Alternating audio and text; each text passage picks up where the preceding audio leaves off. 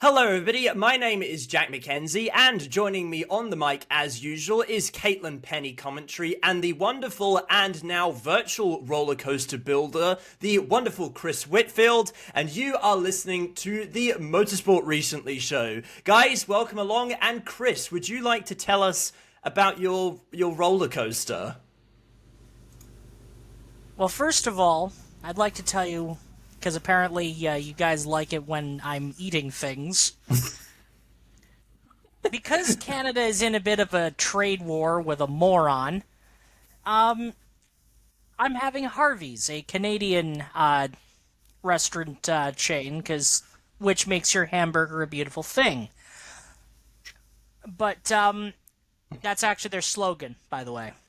Is it really? Oh, Yeah, wow. Harvey's makes your hamburger a beautiful thing. I'm not kidding. It's good. Who was it that we were jokingly sponsored by last episode? Because we've got a new sponsor. It was Pizza Hut was the last time. Well, we're not sponsored. I've got to preface for YouTube that we actually are not sponsored, because I don't want this to get flagged as like it having sponsored content and me not declaring it. We are not sponsored, but if you would like to sponsor us, please do. Anyway, Chris, yes, as you were saying, Raid Shadow Legends. But the thing is, I built this roller coaster last night in Roller Coaster Tycoon 2, Open RCT 2. It's a vertical drop coaster known as Motorsport Recently the Ride. And it's a vertical drop coaster, and it's got the liveries from 7 of the Formula One teams from 2024. Or 2025 now, which are Ferrari, McLaren, Red Bull, Mercedes, Sauber, Haas, Williams, and Visa Kashaburb, or whatever they're calling themselves this week. Kashaburb. What about the other 3? Could you not get 10 carriages No. on it? Unfortunately not. You can't get... They only take 7 trains. so. Are we able to link this in the description below? Can the listeners go and actually try this roller coaster out if they have Roller Coaster Tycoon 2? Unfortunately, I don't have the file for that. It's more of a repaint of another coaster. Of another one. Still, it's more of a repaint, but you get the gist. So it's the Racing Point of roller coasters, then? Yes, I like it. Well done, Jack. No. I'm going to say this is a Ligier GS43. Now that's an obscure reference. Or if we Caitlin want will to know that one. if we want to bring a more current sports car reference in, this is an Urus, or it's an Alpine LMP2 car. There we go. There's a more current sports You show some respect to the Auric Alpine. The Auric Alpine, very good. Okay, right. And the Auricus. Okay, Caitlin, how are you? Yes, I'm okay, thanks. Honestly, not much to report from a personal or racing point. Racing point. I've just Racing accidentally made a point. pun. No, I've just been spending some days with my girlfriend, and that is why we are secretly recording this a couple of days late. Sorry about that. Yes. Oh, I should mention for the listeners, since we have personal lives, you might not know this, but we do actually have our own lives outside of YouTube and Spotify. The podcast might come out in the middle of the week, or it might come out on the weekend. Lives in this economy. No, impossible. I'm in a trade war. Well, anyway, right, I will actually talk about something that is relevant to the show this week, because we did mention Racing Point before, which you can relate to Aston Martin, which is very relevant, as this is effectively the Aston Martin episode of the Motorsport Recently show.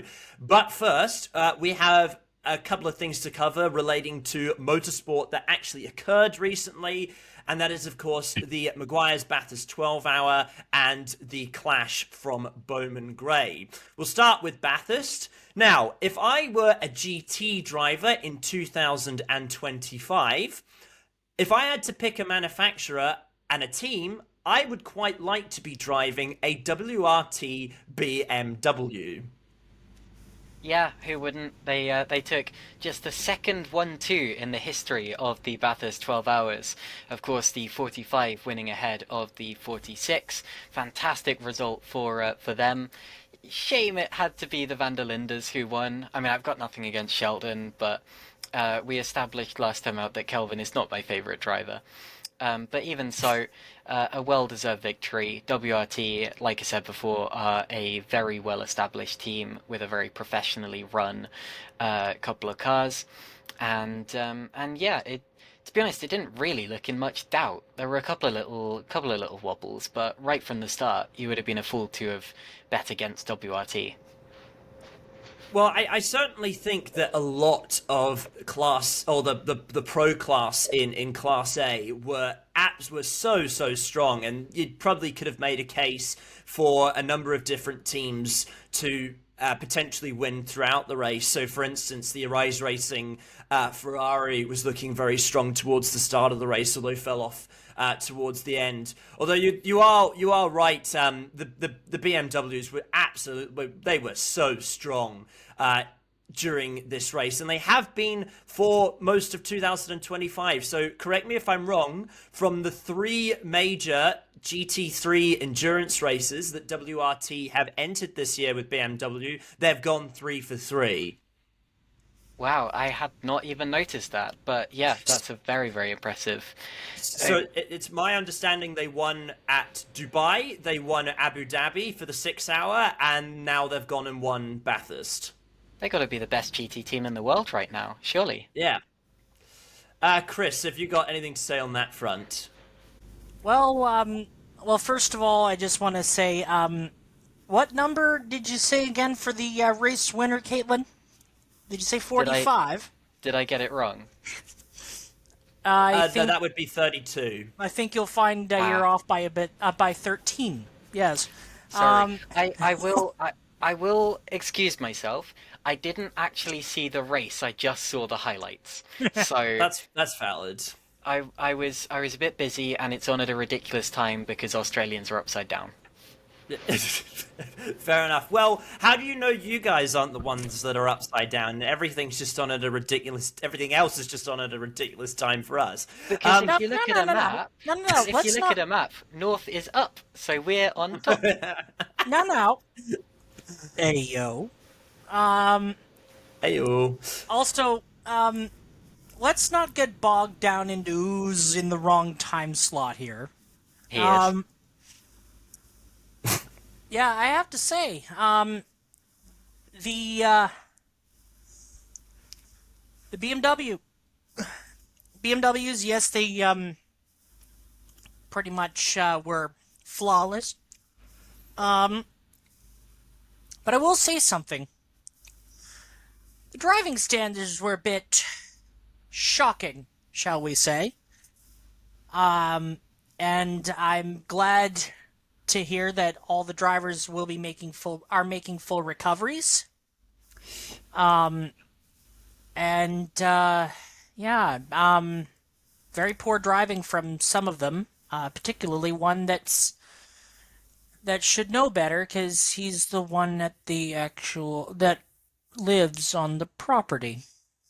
I'm assuming you are referring to the incident involving 2 Mercedes, specifically Kenny Habul and Stephen Grove behind the wheels of the 75 Express Mercedes and the Grove Mercedes. It should be mentioned that people were quite aggressive from the get-go for this race, actually. Immediately from the start, it was 3 wide going up Mountain Straight. But you are referring to a very scary incident where the 2 Mercedes made contact at Skyline, which almost sent Stephen Grove over the fence.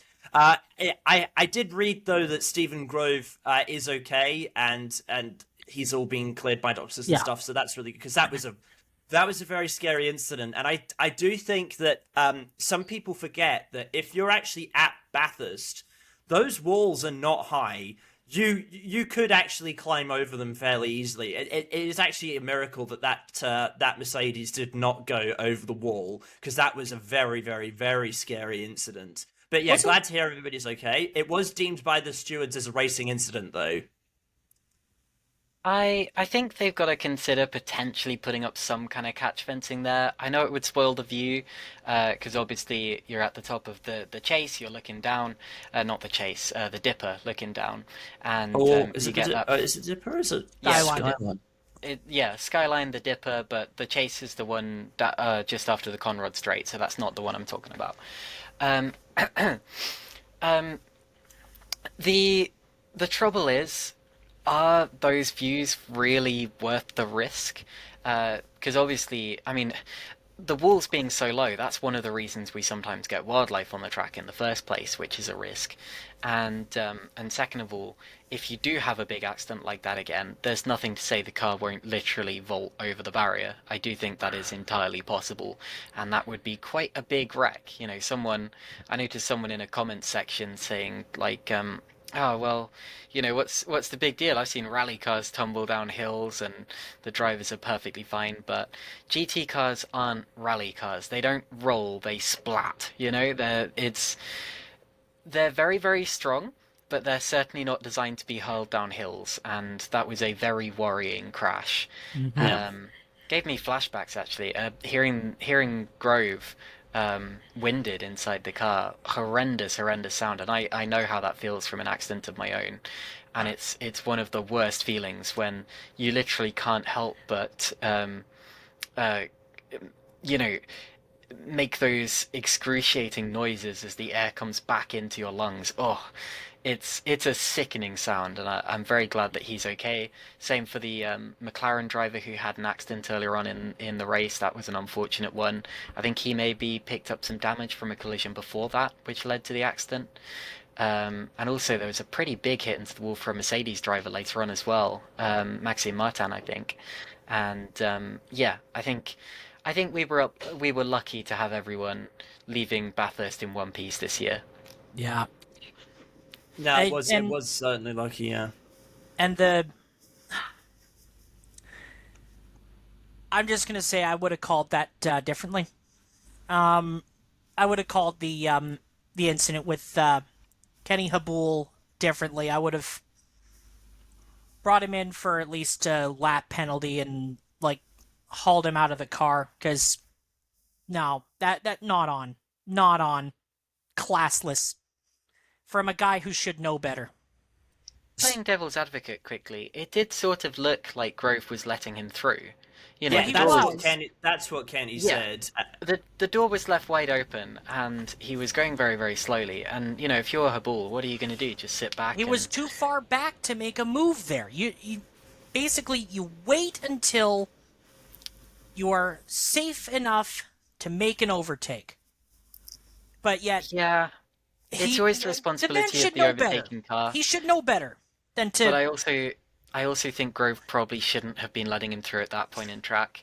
I would say racing incident is the right call there. And also, his aggressive nature in the two incidents he had before that were not policed either. Like, I'm sorry, but no.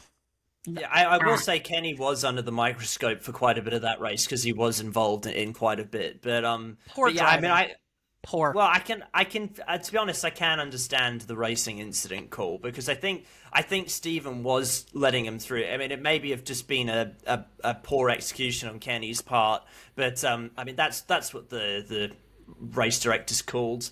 But in any case.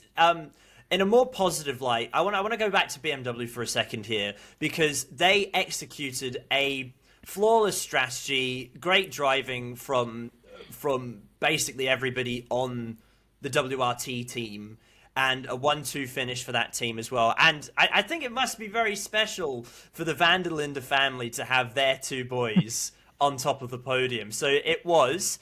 In the 32 car, it was Augusto Farfus, Kelvin van der Linde, and Sheldon van der Linde taking the pro win in Class A, and they were of course followed by the 46 car of Raffaele Marcello, Valentino Rossi, and Charles Wurz. Yeah, I was impressed by Rossi. I think there's a lot of obviously there's a lot of fanfare around him because he's Valentino Rossi and everyone expects and wants him to do well. But I think Bathurst may have been potentially the best that I've seen him drive in the, few minutes I saw him drive on the live stream. But, sorry, not the live stream, the highlights. He did have one little moment where he nudged the wall in the pit lane. I think the TV directors made too much of a big deal over that. I think just because he was Valentino Rossi. But actually on track, he was preserving his tyres extremely well, which is very important at Bathurst. And he wasn't losing too much time doing it. He made some overtakes. I think second place is about where he deserved to be, to be honest, and that whole team, let's not forget, it's not just Valentino Rossi behind the wheel of that car, and the other drivers did a great job too. That's certainly true, and yeah, it was a brilliant effort from WRT. And as an interesting note, I remember them saying on the broadcast that somebody spotted a World Endurance Championship scrutineering sticker on those cars, implying that those two BMWs were actually the cars that raced at Bahrain at the end of last year. I believe they are the same chassis. Yeah. Yeah. So that's very interesting, and I think if WRT can keep this momentum going for 2025, I think World Endurance Champions in LMGT3 possible for this year if they can keep going. Well, it is a bold prediction, but then I suppose if I've made that prediction, it won't happen now because I so rarely get these predictions right. I should mention my predictions for the Bathurst 12 hour. They didn't really they didn't hold up particularly well, to be honest with you. So I said that the 26 Arise Racing GT car would win Pro, and while it made a great case for itself in the Ferrari, they didn't quite get there, mainly because of the strategy. It definitely wasn't a pace issue from the Ferrari, although the Pro-Am class, actually, has there been a change in Pro-Am? Because I thought that actually no, never mind. Sorry, that was my prediction. I originally said that the Porsche, the Manthey Porsche, would win Pro-Am, and it was actually Arise Racing that won in Pro-Am. So I guess the right team and car, just not the right class. For silver, I said it was going to be Wall Racing, and it actually it was Wall Racing. So I've predicted something correctly. Wall. I said Wall would win, and they did. Wow, I got something right. Fantastic. In bronze, I said it was going to be the Performance Center Audi. It was actually the 27 Heart of Racing SBS Mercedes. In C, I said it was going to be the Method Motorsport car, although that car, well, actually, did I get that one correct as well? In C, I guessed it was going to be the 19 Mercedes, but I was wrong on that front. It was actually the Method Motorsport McLaren. And in Invitational, and this is something to talk about. There was only one car in Invitational, so I said it was going to be the 50 Vantage KTM, and this car had never finished the 12 hour. I got it right, but this car had never finished the 12 hour before. And it finally has. Yay! I also predicted that class winner right. Well, I mean, then again, I did say they wouldn't finish, and they did. So whatever. Yeah, it's fair enough. But yeah, okay. So I got one prediction right. That's good then. But yes, I think even with the small car counts for this year at Bathurst, it was still a very exciting race. And I hope it can keep. I hope this race stays alive because I think this year was once again a reminder of really just how good the Bathurst 12 hour can be. Is there anything more to say on Bathurst? Because I want to quickly move on to another race that happened. I don't think so, but yeah, good race. I had friends who were there. I've seen some great pictures, and I hope it stays alive long enough for me to see it someday. Yes, absolutely. Okay, we're going to move quickly on to the Clash. Oh, Chris, sorry, did you have one thing you wanted to say? Just to put a period on the whole Rossi thing, I think that season that he's been doing in the WEC has really paid off as far as getting his experience in these GT cars, and honestly, I kind of want him to do some races in IMSA next year. Maybe Daytona or Sebring or mech races, perhaps. It would be nice to see him in a hypercar eventually. I don't know. I think he's a good GT driver. That He might is a not good translate GT to. driver. I don't think he's quite there yet, but still. Well, funny you should say that. I actually have heard some of the people that have driven the hypercars across manufacturers say it is basically just like driving a really fast GT car. That might not be the case for every manufacturer, but I have heard that said about some of the cars. So Actually, you never know. didn't he actually do the rookie test for I think he did. Yeah, I think he WC did. Hypercar test? I think he did actually. Yeah, I'm not even. Well, actually, I is he even eligible to go and drive a hypercar yet? I'm not sure if he's got the. He might not have the license to race one. Don't think yet, so. I think he's a silver. Yeah. Okay. So he'll need to do a bit more GT3 racing at least before he's able to drive one of those cars. Okay. I think we should move on to the NASCAR race because we actually had the Clash to start off the NASCAR season from Bowman Gray. Now, I heard a stat somewhere that the last time that NASCAR raced at Bowman Gray, Bill Elliott wasn't born yet, and now Chase Chase. Elliott. Bill. No. Wait, Bill really? Elliott, his dad, wasn't born yet. Yes, he That was. long ago? Yes, he was. Apparently. Oh, was he? What year did they last race at The last race there in 1971. And when was Bill Elliott born? 1955. Okay, yeah, that would probably make sense. He would have been 16 at the time. So probably would he? No, he wouldn't have been eligible to race in NASCAR at that point. So No, he probably. he began racing in NASCAR in 76. I've got 75 Elliott racing. Yeah. Although he did in a Ford Torino. Yes, there we go.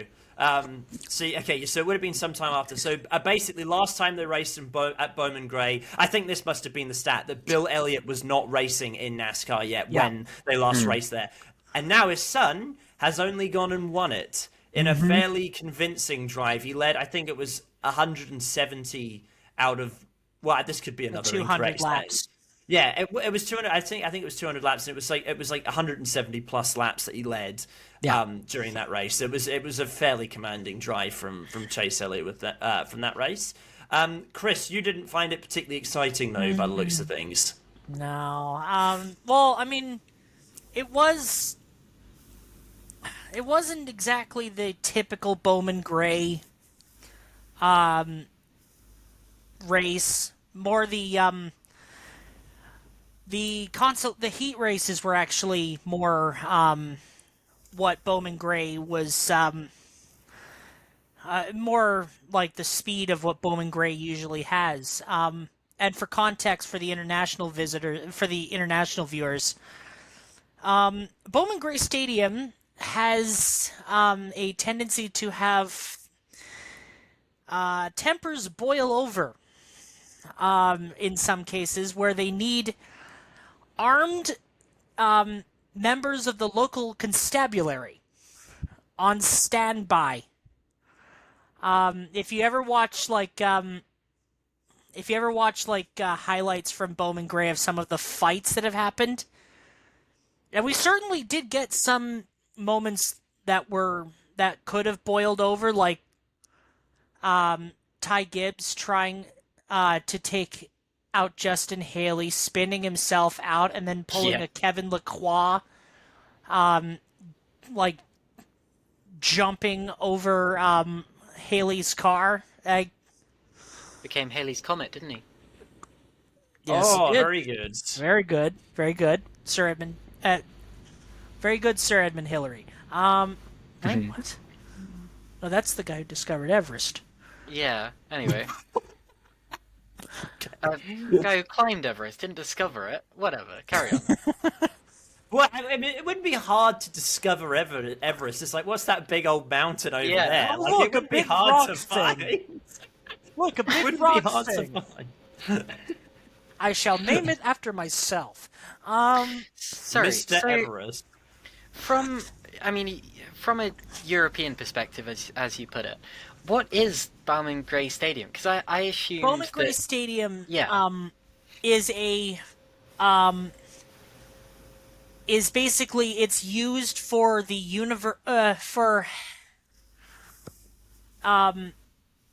it's basically a football stadium, or as international people call it, like not American the actual style football, American football. Yeah. Okay. Hand egg. Because the ball is shaped like an egg. It's an egg, not a ball. American foot egg. They barely use their feet in the game. American hand egg. Irrelevant. Yes. I just want to know what they do in Bowman Gray Stadium. Basically, they run NASCAR weekly series events on the actual track around the football stadium. Okay, Yeah. so it has hosted motorsport events like since the 70s. It's just it hasn't hosted the Cup Series. It actually hosted the NASCAR Cup Series from. It started hosting races in 1956 with the NASCAR Convertible Series. Yeah. It was a convertible series. I Oh, didn't yeah. know Yes, there that. was. Oh I my knew that. gosh. Ran from 56 to 59. Then it held the Cup Series. What is now the Cup Series was Grand National at the time. From 1958 till 1971, Okay. and You're making it sound like it's quite a historic thing, but it sounds like it is because it's actually like one of the oldest tracks in NASCAR. They actually brought it back for nostalgia. okay. And also, it should be noted that the last time there was a Cup race there, or what is now Cup, in 1971, this was actually something that came out shortly, like just at the end of last year. In 71, there was a race there. Bobby Allison was declared the winner. But because he was in the he was driving a NASCAR Grand American car instead of a Grand National car. He was only given the win in that series, not the main series, which they finally reversed late in 2024. They actually What about this? They gave him a NASCAR victory. Yeah. Something like, how many years later is that? Like 53 years later. That's incredible. His 85th career victory, and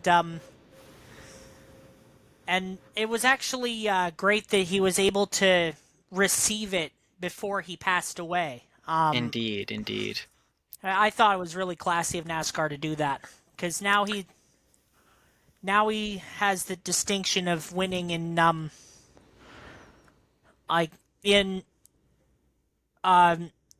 two classes of the same race. Basically, was Oh, fun. wow. I think that this precedent means we now should reinstate. We should now have another investigation on the results of the 1973 Canadian Grand Prix. Oh my gosh, no. Don't also Epi don't Vites tell is the official winner of that. I will have no argument on that. Epi Vites is the winner of that. Was he the safety car driver? Yes. Ah, Fair enough. He led the Whilst you most guys have been laps.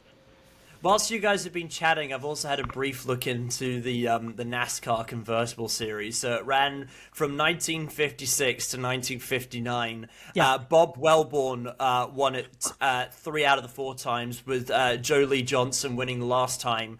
And every year was won either by a 1956 Chevrolet or a 1957 Chevrolet. I didn't know that, and I think we should bring that back. Yes. I'm surprised you didn't know about this. I didn't.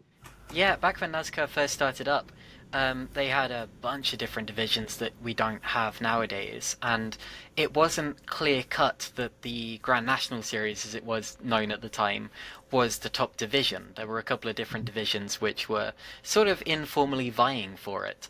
So honestly, NASCAR could have gone several different different directions, if I can get my words out. And if it had gone in one of those directions, nowadays they could all be racing around in Chevrolet Corvette convertibles or whatever. In fairness, they also, to that point, Caitlin, there actually is, there are some instances of, like, other manufacturers taking part in a race. Like, for instance, Al Keller, one of the biggest examples, winning a race at Linden, New Jersey, in a Jaguar of all things. Yeah, He's I've got heard a that. Jag. Yeah. And Awfully sorry, I've got to go win this NASCAR race in my Jag. What kind of Jag was it? it was an XK, I believe. Oh, very nice. XK 120.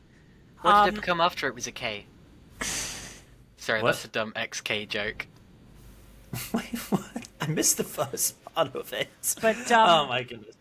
also, like, the Grand American Series that Bobby Allison actually won in '71 was actually, like, they had actually multi-class racing, if you can believe it.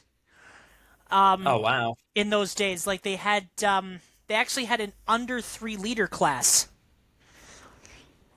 They had an under really? 3 liter class, which had Alfa Romeos, even Porsche. Porsches have won in our NASCAR winners, technically. Oh, They wow. would actually be I didn't very know that. nimble on the short. They were actually very nimble on the short tracks. I can believe it, yeah. Well, if it was something like if it was like a 911 or something, I could imagine that it would was. have so it'd probably have fantastic rear traction coming out of corners. So I'm going to guess it was then what, a 2.7 RS or something like that. That I'm not sure of, but among the people that have actually won in that class were Peter Gregg, the man. Oh, I know him. He's from Family Guy. That's Peter Griffin. Lois, let me go win this car race. Okay.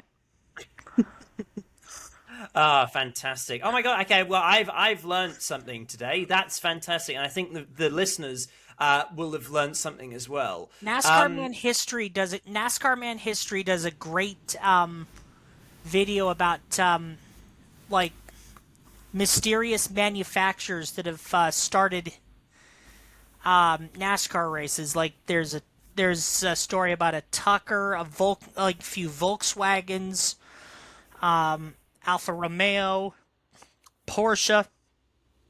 Wow. Yeah. Okay. Check out his video. Check out his video on the subject. I highly recommend it. Okay. Well, we have talked about some motorsport that's happened recently and some motorsport that hasn't happened recently. Do we have anything more to say? That's the name of the show. Yeah, I know. Well, do you have anything else you'd like to say on the Clash? I know there's a Clash reference right there that we haven't taken just yet, but if you've got nothing else to say from that, I would like to move on to like the main focus of this episode. Well, or should I go? Very good, very good. I think my wonderful girlfriend put it the best when I was watching the highlights from the Clash. She took one look at it, and keep in mind she's used to, Formula One, and the only NASCAR she's probably seen is from like the Cars movies or whatever. Anyway, she took a look at it. She took a look at the tiny little track and the drivers beating each other up and sliding up, and she was just like, "What on earth is this?" And I have to say also, taking a look at some of the interesting stories, I have to say, Shane Van Gisbergen really impressed me with how he was driving during the Clash. Like him, Bubba Wallace, all those, they basically they did fantastic jobs. I think actually both of them actually managed to get top 10s out of that. And I think Ryan Blaney, if they had enough laps, probably could have gotten by Chase Elliott late in the race, because the man went from last to first, or last to second. And I think he might be a contender for the championship this year. Now, forgive my ignorance, but this was a non-points race, so Yes. in the Clash, what do they actually race for? Is that like a big cash bonus or something? Yes, and money. That's what cash is. It's been a long week. Okay. It's been a long week. Fair enough. Okay, should we move on to our big story for this week? Because I did say this was the Aston Martin episode, and we have not really talked about Aston Martin. Although we probably should have during our Bathurst review, because that Aston did very well until it had mechanical problems. If nobody has any issue, I'd like to move on to that story. Yes, let's, because it's beautiful. Okay, good. So, the livery and driver lineups for both the FIA World Endurance Championship and the IMSA Weathertech Sportscar Championship for the Aston Martin Heart of Racing program have been revealed. And boy, do those liveries look fantastic. We'll start with our WEC lineup very quickly. In car 007 is not James Bond, as we joked about a couple of weeks ago. In this car, we've got Tom Gamble, Tom Gamble and Harry Tinknell doing the full season, with Ross Gunn joining this lineup for Le Mans. In the 009 car, we have Roman DeAngelis, joining that team for Le Mans, with Alex Ramirez and Marco Sorensen doing the whole season in that car. And the IMSA lineup, car number 23, this is the blue car, more akin to the liveries that we usually see for Heart of Racing. This car will be driven by Roman DeAngelis and Ross Gunn for the full season. Guys, what do you think of these cars? Because they look amazing, in my opinion. First of all, a bit of a housekeeping thing. The 007's driver lineup is kind of not accurate, because it's Gamble, Tom Gamble, Oh, there we go. Gunn, Ross Gunn, and Tinknell, Harry Tinknell. I thought about going for that joke again. But I thought That was Sean my Connery joke, was the I'll let best you know. Bond. Wait, which Bond? Sorry. And Sean Connery was the best Bond. Okay, yeah, I can respect that choice, actually. Comment your favorite James Bonds down below. I like Sean Connery. Yes, Pierce Brosnan is definitely one of my favorites as well. Actually, whenever I try and get somebody into James Bond, I usually show them GoldenEye as like a good starter movie, because it's a great movie. Anyway, that's severely off topic. So yes, that is also an all British lineup as well. Funnily enough, I thought that's an interesting fact. Funnily enough, an all-British lineup is not what James Bond had. Oh, yes, no, that's very true. George Lazenby on Her Majesty's Secret Service. Australian, fellow countryman. Yes, there we go. There's an interesting fact for you. But Miss this is a motorsport can you show. come in here, please?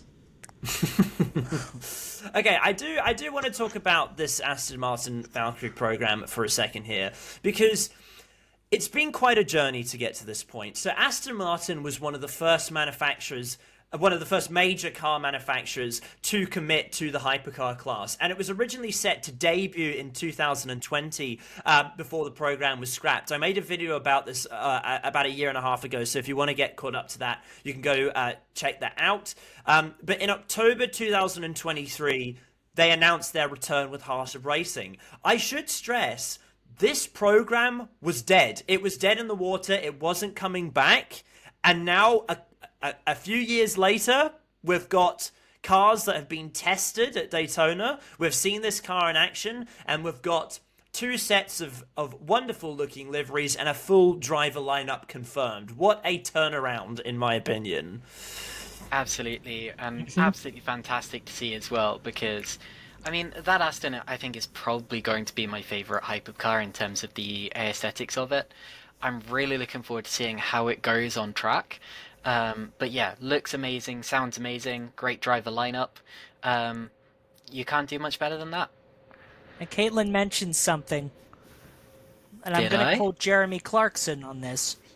As if we haven't already. The noise it makes is biblical. Ah, yes. Like, have you? I urge any one of you to listen to the Valkyrie. Listen to videos of the Valkyrie, because it's, quite frankly, like, beautiful. Yeah. Like it as an audio-visual experience, the Valkyrie really is something else. So this is the first LMH car that we've seen that started life 100% as a road car. We've seen a couple of LMH cars that have subsequently been converted to road cars or customer track cars, but the Valkyrie is the first one that started life as a road car and now is a racing car. I think they look very similar to the road car as well. It's also the first V12 or 12-cylinder car, or anything more than a V8 really, to be entered into this category, and it's also the first non-hybrid car from a major manufacturer. Obviously, we've had non-hybrid cars from Isetta franchise, or Isotta Fraschini, as their actual name is. We've had a non-hybrid car from Glickenhaus as well that no longer races with us anymore, and we also had, when it was running, the Bicolors as well. But this is the first car from a major car manufacturer that is a non-hybrid, and it's the first 12-cylinder car to be entered into this category. And I will say this, even if the Aston Martin comes last in every race, it'll sound damn good doing Oh yeah. it. Like, absolutely. Like, honestly, just chef's kiss. Absolutely. It will be a fan favorite from the start. That's just by the way it sounds alone, and also the way it looks, and just because of how different it is from really quite a few of the other cars in the class as well. I have another interesting thing I want to touch on as well with this car. So this confused some people on social media, but I'll gladly explain it here. Some people were slightly confused about the fact that this is the first hypercar to race in IMSA. Now, what a lot of people said is that, well, we've obviously had cars like the Cadillac and the Porsche and the BMW also race in the hypercar class, but that's not actually true. What I should mention is that LMH started as just the hypercar class. So we've obviously got 2 sets of rule sets. We've got the LMP2 based LMDH category, and we've got the bespoke LMH category, which was originally known as hypercar, but then the class itself in the WEC became known as hypercar. And then we've had DPI 2.0, which evolved into LMDH, which makes up makes up all of the GTP class currently in IMSA. But this is the first car, if this all makes sense, by the way, this is the first LMH car to race in IMSA's GTP category, which I think is a great step for the whole convergence process as well, because it basically means we've finally got representation of both rule sets in both series. You're here. Good stuff. That's got to be an indication of success. Nothing more to say about that, really. Absolutely. I'm just gonna say this again. I know I said this last week, and I sound like a broken record, but sports car racing, international sports car racing, right now, touch wood, has been going from strength to strength, and I think that that might get stronger. Because we got Yeah. Because not only have we got the already stacked lineup, I think we have 20 entries so far for 2025 with the Astons, but also the next couple of years we have the Genesises, the Hyundai Genesises, and we have Ford coming in 2027. The state of sports car racing at the moment is just, I haven't seen this in my lifetime. I have not seen this level of quality and quantity in the top class since I've been alive. Ever. Not since the height of Group C. No way. So this goes back to the early 90s. That's late 80s how long as it's well. been. Late 80s, because I think the World Sportscar Championship was more or less on the way out by the early 90s, basically. It ended in 1992. 92, yeah. When did the 787B win? This is the Master, by the way. So it's 91, yeah. So with Johnny Herbert, Volker Weidler, and some man who likes to beat policemen. Oh, Bertrand Gachot. There you go. That's which, fantastic. By the way, I believe we actually covered in an episode of Random F1 Race Reviews. Not Le Mans, but yes, we mentioned Bertrand Gachot, yes. Yes. The link to Caitlin's channel, we've obviously just referenced Caitlin's series. The link to Caitlin's channel is in the description below, by the way, for anyone who would like to go and check that out. You can also, I think I'll probably also have the Spotify links to that one as well. So please go and check those out. Great random access from you guys to actually be able to recall the drivers for that car. I could not have done that off the top of my head, so very well done for that one as well. I do want to talk a little bit about Aston's previous prototype racing activities as well. So this is the first time that Aston Martin has raced in prototypes since 2011, when they raced in the Intercontinental Le Mans Cup for the last time. That was, of course, an LMP1 car. The last car that they actually raced was the Lola B0960, which was known as the Aston Martin DBR1-2 in its Aston Martin guise, and that was the last car that they ever raced. It was not the last car that they ever built. Those honours go to the woefully underperforming Aston Martin AMR1, which only ran a couple of races before it was retired due to its poor performance. They of course switched back to the Lola-based car for the remainder of their time in top prototype racing. And that's just on the world stage. The Aston Martin program, of course, also ran in the American Le Mans series as well with, I believe Fernandez Racing had a car in had one of them, as did the Muscle Milk entry that Greg Pickett ran, and to a lot of success as well. And Muscle Milk. I should mention, though, the Intercontinental Le Mans Cup stat, that is just referring to the last, but correct me if I'm wrong, that was the last time they actually raced, because I think the last round of the that they did in the Intercontinental Le Mans Cup in 2011 was after their final American Le Mans Series start. That might need to be verified. Right, but I think because I remember the reason I know all this is because I wrote a script on this a year and a half ago, and I remember doing the research for that one, and I think I tried to figure out which series they actually did last. But you are right, they did the Intercontinental Le Mans Cup, which was, of course, the predecessor to the FIA World Endurance Championship, and the American Le Mans Series, which would go on to merge with Grand Am to become the IMSA WeatherTech Sportscar Championship that we know today. You are correct, by the way, because the last race for the car was the 6 hours of Zhuhai. And The car finished 6th in the overall with... It was the 007 car with Andy Merrick, Stefan Mucka, and Harold Prima. And let me guess, it was an Audi that won that race outright. No. Really? Peugeot? It was Le Peugeot. Okay. Basically, around sports car racing at that time, if you had to guess the outright winner, it was either going to be a Peugeot or an Audi, really. Peak sports car I'm racing. assuming as a few. Yeah, well, we're in the peak of sports car racing now, I'd say, as we said earlier in the episode as well. Well, we're getting close. We're getting close, but... True. That's very true. Yes, but I think it's great. It's great to see sort of Aston Martin coming to fruition, and it's great to see what those cars now look like.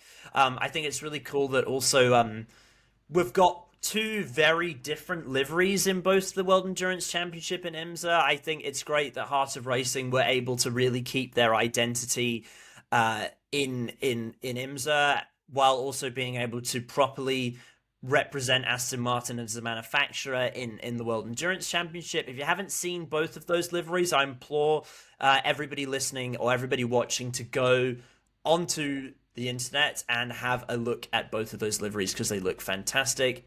Two wonderful sets of drivers, both very talented Aston Martin regulars as well as Heart of Racing regulars, and I'm sure that car will be very, very exciting to watch this season. Absolutely. Do we have anything more to say on Aston Martin? Don't believe so, but yeah, I'm looking forward to seeing them in action. Great. Okay. If we've got nothing more to say on that one, I think it's time to move on to our next segment, which, Caitlin, I will let you usher in for this one. I believe you mean miscellaneous stories and points that we missed and therefore recovering now TM. Bing. Bing. There we go. You were almost very much in sync for that one as well. Yes, it is, of course, time for miscellaneous stories and points that we've been missing and therefore covering now TM Bing. And we start off by going back to NASCAR because there has been a bit of a change to the way that NASCAR are going to be scoring points. So for 2025, NASCAR will be introducing a Formula One style fastest lap bonus point.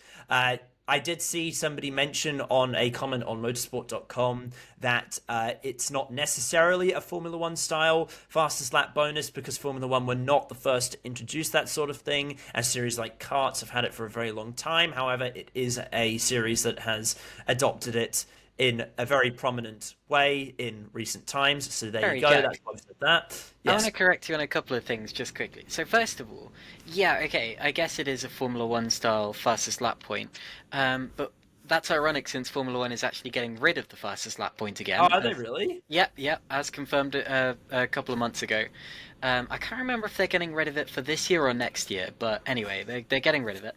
They might have to do it for the 26 regs, surely. Okay, but also, saying that Formula One can't have done it first because Kart had it. Well, actually, Formula One used to give out fastest lap points in the 1950s, so that was before Kart was even a thing. Oh, wow! I'm learning so much this episode. Oh, because Kart started in 79, but... That's why you have us, my friend. Oh my! Well, this is what you listen to Motorsport recently for. It's just random access statistics like that. I mean, I am very much across motorsport in a general sense, but if you want very nuanced knowledge, that's why we have Chris Whitfield and Caitlin Penny along for the ride as well. It's just totally irrelevant stuff that just piques my interest, and I'm like, oh, that's not right. I can jump in here.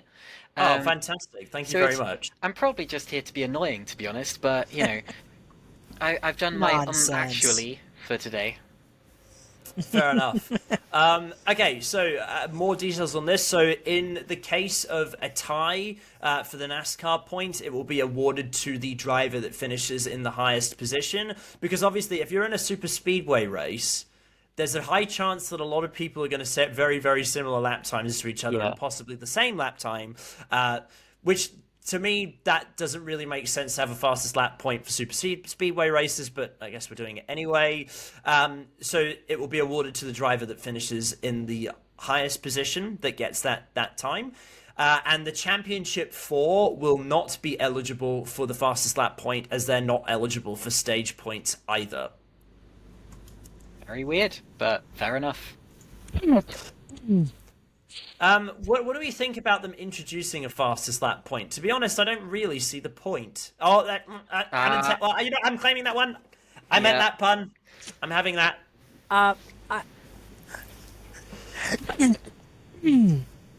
Sorry.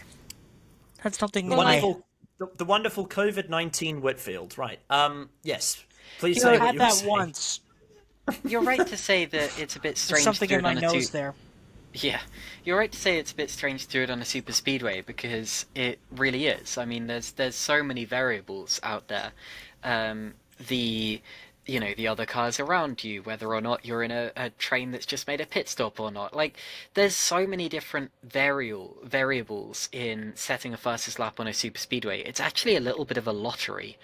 Um, Realistically, with the restrictor plates, everyone can do the same lap as each other. That's what makes restrictor plate racing interesting. So I'm a little bit surprised that they're including a fastest lap point even on super speedways. I can understand it on the road courses maybe, or even on the shorter ovals like Martinsville or whatever, which are much more driver focused. But yeah, a little bit strange to have it for all of the races. But, whatever. Yeah. You are certainly right, actually, and I think even in the article that I read about this, all it would really take is somebody getting lucky in the draft to get a fastest lap point, which I find interesting. But anyway, Or you're gonna wind up with the exact opposite happening. Someone lagging back and then getting a huge run on someone just to get the point. Yeah, that's true. Lagging back so they're just far enough out of the draft that they can actually pull up to the car behind and get an extra couple miles an hour. Yeah. Mind you, that'll probably come at the cost of another car going upside down. But Yes. what do I know? I was thinking that as well. Yeah. Let's not fix the current car that likes to turn itself into a 737 when it so much as goes sideways. No, let's not fix that. Let's focus on pointless gimmicks like the fastest lap points and the championship playoffs and they're having enough problems with legitimacy in NASCAR. They don't need any more problems. I was gonna say, NASCAR being gimmicky? Never. Yeah, to be honest, I've never really been a huge fan of the way that points are scored in NASCAR for a championship. But that's just me. Should we move on to some sports car news? Because I think this will be a slightly lighter and less intense note. Oh, you mean a palate cleanser? Oh yeah, fair enough. Okay, so Alpine have announced the driver lineups for each of their cars. So the number 35 car is going to be driven by Paul-Louis Chatin, Ferdy Habsburg, and Charles Malaysia. And the number 36 car will see Jules Gounon step up. I believe he was the reserve driver before, and now he's going to be a full-time driver on that lineup. And he'll be joining Frederick Makovecki, normally a Porsche driver, but now not. And Mick Schumacher completes that lineup as well. First of all, it is nice to see. It's nice to see Prince Ferdinand Svonavir, Maria Balthus, Keep Michael Otto, Antal Bonham, Leonard Habsburg, Lothringen get a ride in Top Flight Sports Car Racing. I was waiting for that because I wanted to say all the names. Did you just remember that, or did you look that up? He's got his phone That's on his irrelevant. lap, I'm afraid to say. No comment. Okay, fair Irrelevant. enough. I'm not sure if how I would have reacted to either of those. If you had that in random access, I'm not sure if I'd be scared or impressed. But there you go. Those are the two lineups. In fairness, Caitlin here knows how to. I'm pointing to my right because that's where Caitlin is on the Riverside screen. You're pointing towards Jack on my screen, but never mind. Well, you're going to be pointing towards a shelf in the final version of it because I have it set up that only one of you only the person that's speaking appears at a time. Yes. So Chris points to his shelf. Yes. I mean, in fairness, though, what I was saying was Caitlin can pronounce the city in Wales with 100 letters. You mean Clanfa Pugwinga Koger and Dobberclan Silio Gogogoch? Yes. Thank you. Excellent.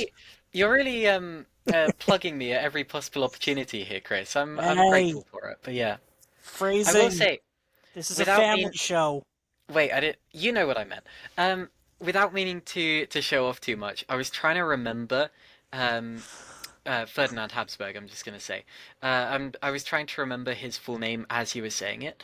I think I nearly got it. I think some of them were in slightly the wrong order, and I forgot the name Antal. That's one of them. One of the, 11 or 12. But I think I got most of it. So I'm on my way to having that memorized. No, that was very impressive. I've ended up with the only two co-stars in the world that could recall random Welsh town names and obscure racing facts. I suppose that's the Motorsport recently shows point of difference. But yeah, not huge changes to the Alpine lineups. A couple of adjustments, but there you go. Those are the lineups this year. We have some Formula One news. So Joe Gragnew will be joining Antonio Giovinazzi as the Ferrari reserve driver after being dropped from Sauber. We're show back. Yes, good. Stick him in the 83 car. Stick him in the AF Corsa Ferrari. Oh yeah, that'd be great. Actually, I reckon they should do that. Worked for Giovinazzi. Yeah, why not? Yeah, well, yeah. I mean, Italian Jesus is a Ferrari factory driver, and he's won Le Mans. So why not give plus?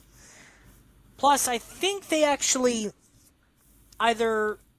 I don't think they have a third driver for that lineup because, of course, Robert Schwartzman's now gone to IndyCar for Prema. So I think they may need a third driver, and who better than Zhou Guanyu? Why do I feel like I have a memory of Prema being involved with the Lamborghini program? Was that a thing that happened? I feel like it was. I don't remember that, but maybe. I don't think they were involved with Lambo, but... they were involved with someone. I can't remember who it was. They were involved with Iron Lynx. That would probably be why. They also, I believe... Yeah, I think they also helped with the Iron Dames program as well. Okay, that's probably where the connection is. Okay, but yeah, no, it would be good to see Zhou Guanyu in a sports car if that comes to fruition. I also think it would be amazing if we could bring another Ferrari hypercar, to IMSA and run a program over there. And I think Zhou Guanyu would be very good for that as well. But that's merely... Even if it's just for the endurance races. Yeah, with a Reese car would be fantastic. But anyway, yeah, so Zhou Guanyu, reserve driver, joins Antonio Giovinazzi for that one. And so there you go. Now, I think this actually might be something of a first, because I don't think we've ever really covered this series on this show before. Who wrote the MotoGP story into the show notes? I did, because I was watching the MotoGP pre-season testing highlights earlier, and I thought, why not? Why not include this? There have been a couple of changes in MotoGP this year, most famously of which Marc Marquez is moving to a new team, and I'm quickly going to get up Wikipedia because I know just about enough about MotoGP to hold my own in this discussion, but not enough to be 100% confident. But yes, he is moving to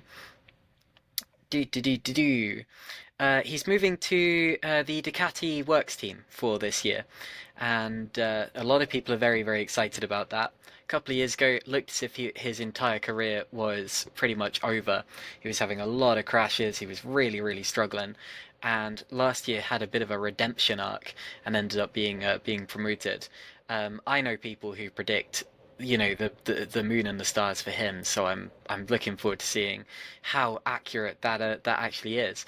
But topping testing yesterday at least, or no, today it would have been, at least in my time, different for you, Jack, but um, And completely different for whenever the episode goes live. that's true. Sorry, I forgot we're not live. But yeah, okay. So today for me, Alex Marquez. So his younger brother was on top of the times, and Alex is actually in a slightly outdated Ducati motorcycle.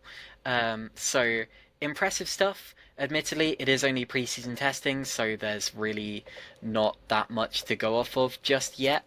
You kind of have to wait and see what's gonna happen later on. But that's just how it works. Okay. I still think that possibly one of the favorites for this year is going to be last year's champion Jorge Martin. The Aprilia is looking better and better season, and I think it looks excellent in pre-season testing so far. Yeah, they haven't quite set the blisteringly fast laps we've seen from other people, but I believe in Jorge Martin, I believe in Aprilia, and that's also a new lineup, by the way. So the world champion moved to a different bike for this season, kind of like your Jenson Button going from Braun to McLaren back in the day. But anyway, there you go. Fantastic. We have one more Formula One story to round off miscellaneous stories and points with this, and therefore covering now TM Bing, and that is that Netflix could become the new broadcast rights holders for Formula One in the United States. Boo! Yeah, that's I can't say I'm a fan of that. I mean, I'm speaking as someone who's not in the United States, but making people, you know, making people pay for stuff, pay more for stuff than they would otherwise have been paying, is not conducive to growing the fan base. And, we've seen that with Sky Sports in the UK, and I'm still bitter about that 13 years later, so, huh. Anyway. I think also Netflix has been previously scrutinized for the quality of their live events. I've heard that sometimes they haven't gone very well. I haven't actually watched many Netflix live events, but I've not heard brilliant things about them. Although I suspect that Formula One TV will still be available in the United States should Netflix become the official rights holders. Hopefully. Hang on, let me see if I can.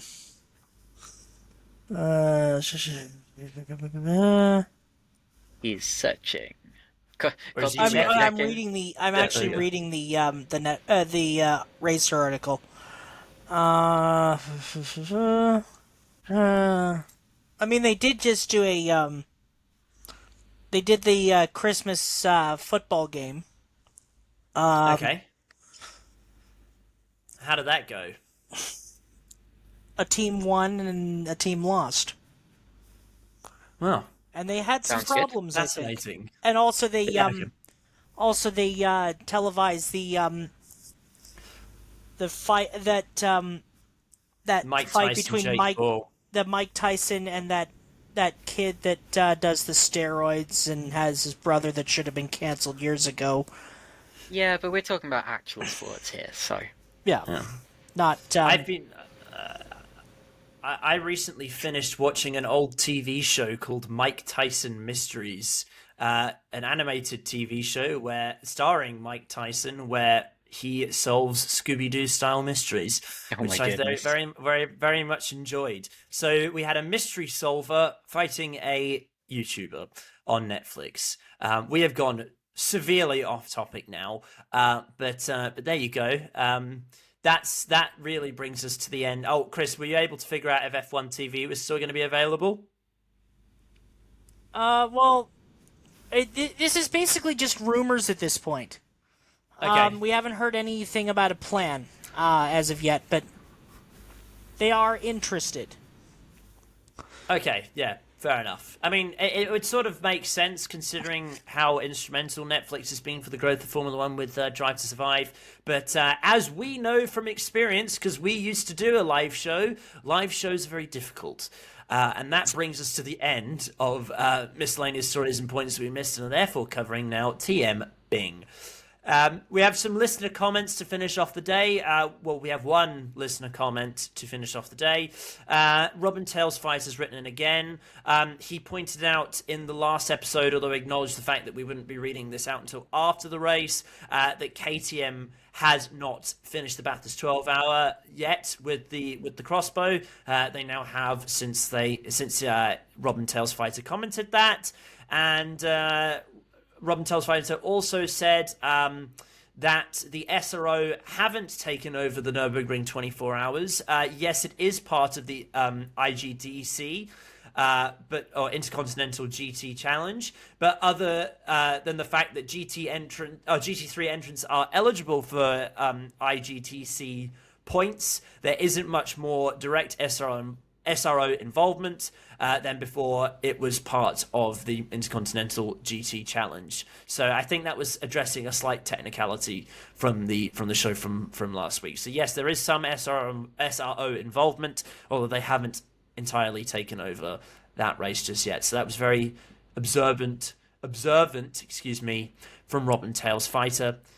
And that brings us to the end of the show. Thank you very much for watching as usual. My name has been Jack McKenzie, and joining me on the mic has been the wonderful Chris Whitfield and Caitlin Penny commentary. Chris looks like he's got one more thing to say before the end of this one.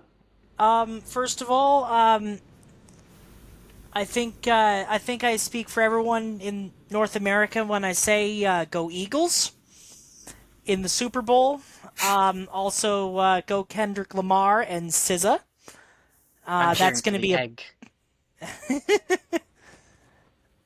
Wait, you're cheering for the Royal? You're cheering for Kansas City, are you? I'm just cheering for the egg. You called it a hand egg. I want the egg to have fun. The sports egg, yes. Very good.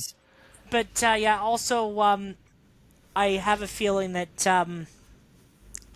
I will be watching the halftime performance from Kendrick Lamar and SZA and whoever else they have for that lineup. Because, well, if you haven't heard Kendrick's new album, I recommend checking it out. He won a lot of Grammys this year. I was looking at the Grammy results the other day, and it was just Kendrick Lamar. I mean, Beyonce was sprinkled about all over the place, but Kendrick Lamar, wow. For a country album, I might add. Like, Beyonce won with the country album. Well, there you go. I think we'll then have to add all of Beyonce and Kendrick Lamar's discography to the... Yes, easy for me to say. We'll add that all to the Motorsport Recent Show playlist when that eventually gets made. That is, of course, the show you've been listening to either on Spotify or YouTube. Please leave your comments, like, subscribe, leave 5-star reviews on Spotify, blow this show up, make it a big thing. And for the Philadelphia Eagles, let's hope it's always sunny, as it is there, always in that state. Like, subscribe, and we'll see you next time. Goodbye! Bye-bye. Ta-ra! Go Eagles! Yes, I do know that Philadelphia is not a state. That was a mistake.